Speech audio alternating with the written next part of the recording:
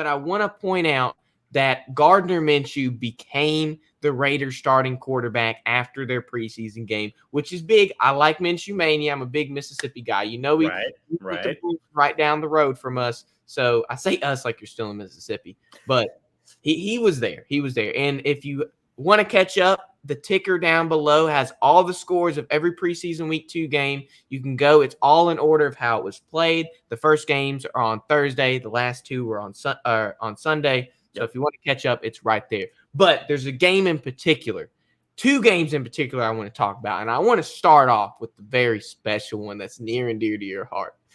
MJ, you are a Packers fan. Like, I would say that you're pretty much a diehard Packers fan. Oh, yeah. So when the Packers right here went to Denver, Colorado, they ended up losing 27-2. And yeah, I want to pull out some stats for you. Tell me what you think about it. Give me like an overview of the game. I know you probably watched it unless you were working, but unfortunately I did. It was on a Sunday, so I was free. Okay, well, you saw it then. Well, Bo Nix went 8 for 9, had 80 yards passing and a touchdown, and then had 3 carries on the ground for 12 yards. He looked like the real deal. Obviously, Green Bay, you said, had like 31 of their 53 not starting. They rested 31 players who were on their 53-man roster last year or were drafted this season. Yeah. But Green Bay looked pretty bad. Like, it didn't look like the team we saw go on the road and beat Dallas last year in the first week of the NFL playoffs. So give me your thoughts on that game. I'm interested as a Packers fan. How do you feel about that depth? Does the depth scare you for how bad that performance was? Let me know. Just let me know how you think about Bo Nix. Go ahead. Just tell me everything. I'll sit back. So I'll start with Bo because he that's somebody we watched at the Senior Bowl. And I'll be honest, I was not impressed with Bo Nix at the Senior Bowl. Honestly, I think he had the worst week of any of the quarterbacks at the Senior Bowl. And I think that's kind of what we all agreed with by the time we left Mobile. And so, with that, then he gets drafted, 12th by the Broncos, right? Yeah, I think so. And it was just a weird selection to me. Jack, baby girl, we'll get there. I promise. Okay, we will get there. He's going. He's getting the ball rolling. Yes. So, with that in mind, I liked the pick because I like Sean Payton with that smaller quarterback. He's got 3 of them. He's got Bo Nix, Zach Wilson, and Jared Stidham, who are all yearning for a little bit of height. So when I saw Bo go to Denver, I was like, that's a perfect place. And I wouldn't say he has impressed me. I would say he has exceeded my very low expectations. So it's not that I'm impressed. Again, like Jack said, the Packers barely even played their backups in a lot of positions. If you look through, as a Packers fan, looking through the box score, I get a couple people deep on any category, and I'm like, those are names I haven't heard in a minute. Those are names I haven't heard maybe in a while, or at all. We've got Nate McRae getting carries for the Packers. I don't know who that is. I really don't. We've got Ellis Merriweather, who's got 2 receptions. Couldn't tell you. Got nothing. So do I like watching that game? No. Does it concern me? No, it does not. The Packers are a very good football team. They exceeded expectations last year. They're returning basically the same core across the board with some upgrades that I really like from this draft class. So obviously you never want to see that, but Matt LaFleur made it very clear after the game, like, hey, this was really a game where we're trying to figure out who is important to play next week, who we need to see play more next week to figure out that bottom end of the 53. Again, they rested 31 guys who pretty much, if you were inactive in that game, you're pretty much guaranteed a spot in the 53. So I would honestly look more into that. There were a couple guys that were inactive that I was like, I would have liked to see a little bit more running time, like AJ Dillon, who I think with the addition of Marshawn Lloyd from USC, I think AJ Dillon is somebody who I would love to see kind of fade out of that backfield in Green Bay. I would have loved to see him actually get some more game action. But yeah, I mean, obviously it's not fun to lose 27-2. No, no, it isn't. But I'm not freaking out. It's nowhere near code red. I get it. And I want to point something out that you didn't make clear that I want to kind of make clear. Week 3 is it when it comes to preseason. That's it. You get 3 weeks now to decide who you want to make those final 5, 6, 7 slots of your 53-man roster. However many you have saved up from the starters you have announced in the coming season. So it becomes a little bit more difficult because you don't have as much time to kind of look at these players, because 4 games, a player might develop into someone you might not like at all to someone that might become a second string in a linebacker or whatever it may be. Right. But because they added that extra game at the end of the season, they had to take one away because healthy, like all this health protocol stuff. They got to keep the players healthy, which is what I cannot stand. When I look at that kickoff, I want to fast forward through a kickoff. I don't even want you to show me a kickoff on the screen because that's how mad it makes me. I don't want to see people waiting to just for something to happen. I kind of like it to run into each other like we saw in freaking Egyptian times with chariots and javelins where people could stab each other in the heart. I want it to be football. I don't want to see people have time to do tea and stuff on the football field before the ball gets to them. I want to, because basically now every time what I've noticed is the person is always either at the 25-yard line or above it. I've seen one time in the entire games I've watched in preseason where the person did not return it past the 25. Isn't that more fun though? No, it's not more fun. I want to see people have 99-yard runs like Derrick Henry against the Jaguars. I want to see that, but we're not going to be able to see that because the kickoff rules are bong dong, diggly yong dong.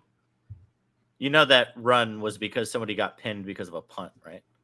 Yeah, that's more than likely what it is. But if somebody muffs a kick, or if you muff a kick, you're still going to be able to get back to the 20. It's not like – because those dudes are sitting there and sitting there. They've got no momentum. And it's like by the time they get to their top speed, the dude's already going to be at the 15-yard line before they can reach. I think what I like about it, I don't disagree with what you're saying.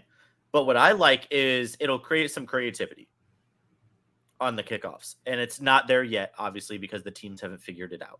But once you get to a point where I'd love to see a team put their starting offensive line out there. What's stopping me?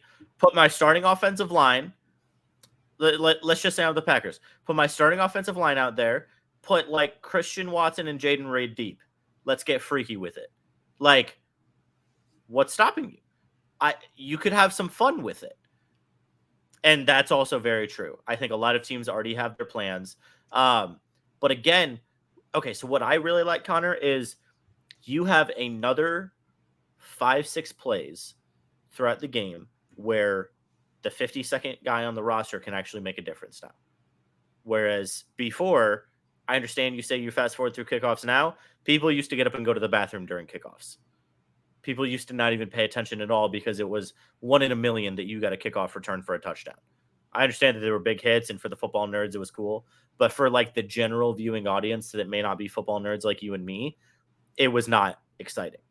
So I think that's really what it is. It's like, hey, I can create some intrigue on this play. This is the play that used to be dead, and we used to sandwich it with commercials. And now people are actually going to stick around and watch it, and we might even have to have the broadcasters pay attention. Then you make a good point. If I had my offensive line out there, those dudes are already used to just standing still and have somebody bull rush them. Yeah, you know, and those dudes are 250, 300 pounds that are bull rushing at them. What makes a 180-pound dude running at full speed? Exactly, you know, it's gonna feel like a 300-pound dude bull rushing. Just imagine Trent Williams pulling on a kickoff. Just imagine a pulling Trent Williams running at the 6th-string corner for the Jaguars on a kickoff return. You're telling me that's not fun? No, that it guy is. is getting sent into the next dimension, Connor. And the good thing about it is there is no illegal man downfield penalty to penalize him for going too far down the field to block. He can just keep going. Running on pancake after pancake, keep going. See, doesn't that sound fun? No, it does sound fun, but until I see it, I will change. Oh yeah, I mean nobody's gonna do it. I have to see it first. Nobody's gonna put. Well, I don't know. I mean, I don't know if Jack has any ideas of what guys will actually do, but like, I would love to see a team put their starting offensive line out there, or even their full backup offensive line. I just want to see. I want to see a big boy run, Connor. I mean, a team that I would not like to put their offensive line on the field, it just so happens to be my New Orleans Saints, because their offensive line is atrocious right now, and it always has been, which is a perfect segue into the next game I want to talk about for this preseason before we get into some college football that is oh so dear to my heart. Now, the Saints went to Santa Clara and played the 49ers. And it was interesting because I got to look at the offensive line who was basically starting, and they played above my expectations to a 49ers defense that was pretty much the starters besides Fred Warner. They played decent. Tallis Fuaga did not play. I don't know why. I don't know the deal with that. Maybe they just wanted to sit him. Maybe he's the lock-in starter. He didn't play. But the guy that did play is a guy named Derek Carr, who made me almost throw up week 1 when he played. He threw a screen pass, and it might as well went to the water boy on the sideline because it was awful. It made me want to throw up the way Derek Carr was playing. But he comes in, actually plays like he gets paid $35 million a year, goes 7 for 9, and then 76 yards passing. So it's a little bit of it makes me feel a little bit better because we're paying him a lot of money to play football as he should. But obviously Derek Carr's past his prime. But a person that I love watching is Spencer Rattler. That first week 1 preseason game, he looked electric. He looked like the second coming of Patrick Mahomes. It was so good. I might be overhyping him just a little bit. Just a little bit. His aura on the field is unmatched. But he goes in. He only completes 50% of passes, but goes 4 and 8. And it just didn't look like Spencer Rattler. I mean, it just didn't look like it. And I understand he's rookie. But what I want to happen is not have Spencer Rattler start a game at all. I don't care if Derek Carr has 20 interceptions by the end of the season. I don't want Spencer Rattler to play a game because what happened in college when Spencer Rattler had they put all the eggs in his basket, Spencer Rattler's basket. You know what happened to that basket? All the eggs fell out the bottom. I don't want that happening again. Yeah. I want him to learn from somebody like Derek Carr, who's been in the league 15 years, do a little bit and see what he can learn. So thank you, Jack, for Fuaga. I was a little scared, but Ryan Ramczyk is actually out for the season. He might as well retire. We haven't had him in 3 seasons. It feels like it's a big hole in that offensive line, but he might as well retire. But we have 3 quarterbacks on the roster, which is Derek Carr, Spencer Rattler, and Jake Haener. Well, my boy Jake Haener, another Senior Bowl alum. I just don't really care for Jake Haener. I don't think there's anything special to him. I think the only reason he's on the roster is because we foolishly used a 4th round draft pick on him. And for somebody that doesn't start, he got suspended for 6 games for the PED policy, which I don't understand, like, why you're going to use PEDs if you're not even going to touch the football field anyways. Like, you can look good at practice. You're going to use PEDs, at least be good enough to start. Yeah, at least be good enough to start. But I also saw something that was really interesting, and I wish I had pulled the clip of it, but I keep getting copyrighted, so I just didn't do it. Yes, and that's true. Taysom Hill did play the first quarter. So Taysom Hill is also listed as a fullback right now. He looked good. Yeah, he was playing. He was playing fullback, which was interesting. That's kind of hot. Fullback, and we were running some fullback dives with Taysom Hill. We were running some fullback dives. It looked pretty nasty, but he is my favorite Mormon. And Joshua Dobbs looked pretty good. Now, he only went 12 for 21. We can talk about that. But on the ground, like against that Saints D line, now I know you can talk about the Saints all you want, but that Saints defense has always been pretty good. I was gonna say They Jordan were top Love 10 last year. Cooks your all-pro middle linebacker, so I'd hope Josh Dobbs can. They were good. Yeah, Josh Dobbs looked good though. I'm not gonna say a lot of people are saying that Josh Dobbs maybe should start over Brock Purdy. No, I don't think so. That is laughable. Because I'll stop him right there. He doesn't have the passing game that Brock Purdy has, and with that passing game came from With that passing game came from coaches, and one of the coaches who produced Brock Purdy is actually the Saints offensive coordinator, Clint Kubiak. He was the passing games coordinator for the 49ers, which gives me a little hope on what he might be able to do with Spencer Rattler. Now, he's not going to produce Derek Carr to be anything that Derek Carr is going to be. You're not going to take a 36-year-old and make him the next. Is he really 36? He's been in the league 14 years last season. I'm assuming this is his 15th or 16th year. He's got to be somewhere around there. It was just a number I threw out of my head. Was he Was he with the Raiders that long? Yeah, he was with the Raiders that long. I think he got drafted in 2013. Oh, he's only 33. 2014, I think, is when he got drafted. I don't know. Yeah, he got drafted in 2014. He's just to year 10. I'm sorry. I apologize. I was like, he's that old? Maybe I was a little bit calling him because he did his first contract. He got an extension, and then he went to New Orleans. Yeah, for 4 years on $150 million. Don't even get me started on that. But I always enjoy watching preseason. I don't want to spend too much long on it because college football is calling my name. I enjoy watching preseason to see what could happen because all teams can find their diamond in the rough. Now, our wide receiver 2-3, Rashid Shaheed, he was an undrafted free agent last year.